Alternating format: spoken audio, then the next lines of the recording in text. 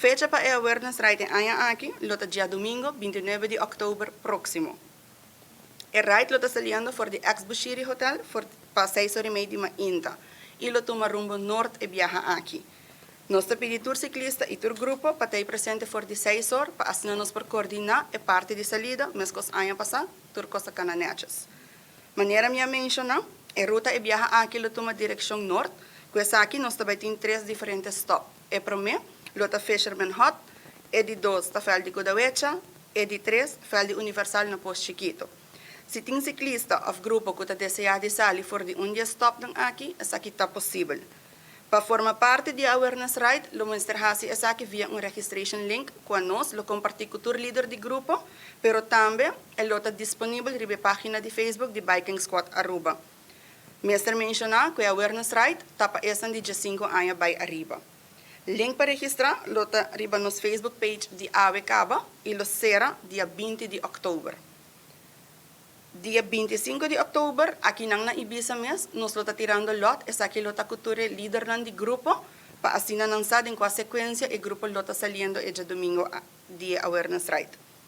Em caso que você quer participar e não forma parte de team, em ano aqui, essa aqui está possível. Ano passado, essa aqui não está possível por diferentes motivos, não está para minha viagem e não está quer ter turgente dan seguridad, más seguro para caminar. La única cosa que nos pide es para portar jersey color blanco. El grupo aquí, que nos llama grupo individual, lo el último grupo sí para salir el domingo mañana ADA Ride.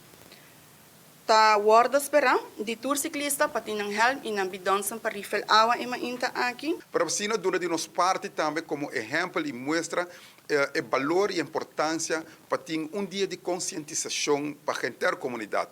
E de 2 edições, nós aportamos mais coisas e por motivo aqui também nós sentar aqui na AWE para dar sustento, dar suporte para dia 29 próximo, 6:30 manhã, maneira que lisa duna a ruta com sale de Bushiri e corre segundo 44 km, minha lesa caminho e viaja aqui invitar todos que de uma ou outra maneira tá de team de bicicleta, de bikes, etc.